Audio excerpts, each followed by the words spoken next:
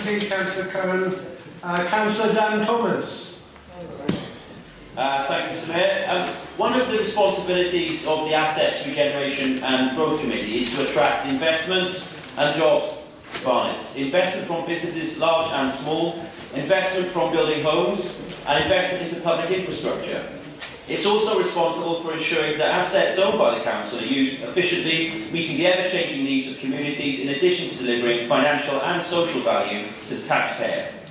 Another responsibility of the Art Committee is to accommodate an ever-growing population. And earlier this evening, Mr Mayor, I was pleased that my committee appointed Argent Related as the development partner for Brent Cross Cricklewood Regeneration Scheme. This was an important milestone in a long-term project. We can be proud of our new relationship with a highly regarded developer which has a prestigious track record. We're one step closer to achieving our ambitious vision for Brent Cross Cricklewood, a modern town centre with new schools, a new train station, 7,000 new homes, 20,000 new jobs, and all in a well-designed and well-connected public realm. But we're not just relying on Brent Cross. I'm pleased to inform members that figures recently published by the National Housing Federation reveal that Barnet was ranked 3rd in London for new completions, home completions last year.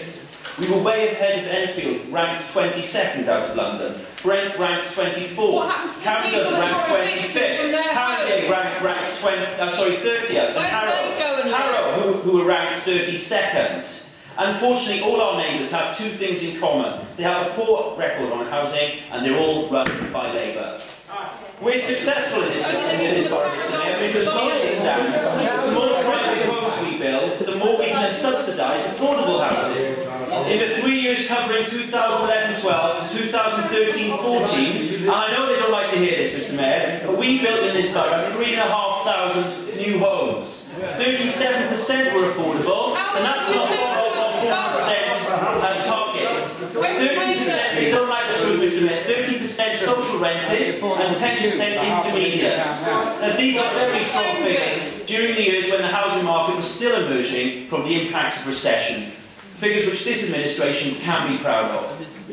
Now, I'll be first to accept that more homes need to be built and at a faster pace, but this is a national problem, the effects of which are more intense in London.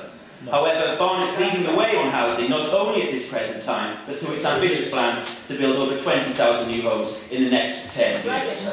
Mr Mayor, as I alluded to earlier, the committee doesn't have a huge revenue budget. However, it's committed to making £300,000 of contractual savings in the next financial year. The large financial prizes to be won by the Art Committee are timetabled for subsequent years and consist of £4.5 million raised by new properties paying council tax, £1 million from developing surplus land, and £2 million by moving the council offices from North London Business Park to Colindale. Let's sell the town hall! In total, a combination of income and savings by the Art Committee over the next 4 years will be worth some £10 million to the council, and I see my part of my role as chairman as trying to increase that figure.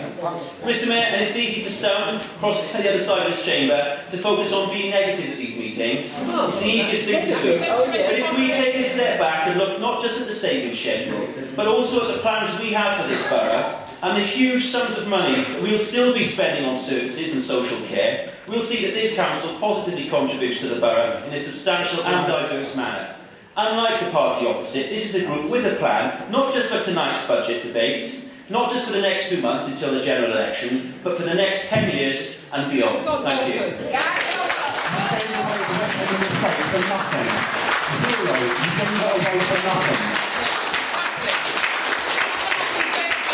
Thank you very much indeed, Councillor Thomas. Councillor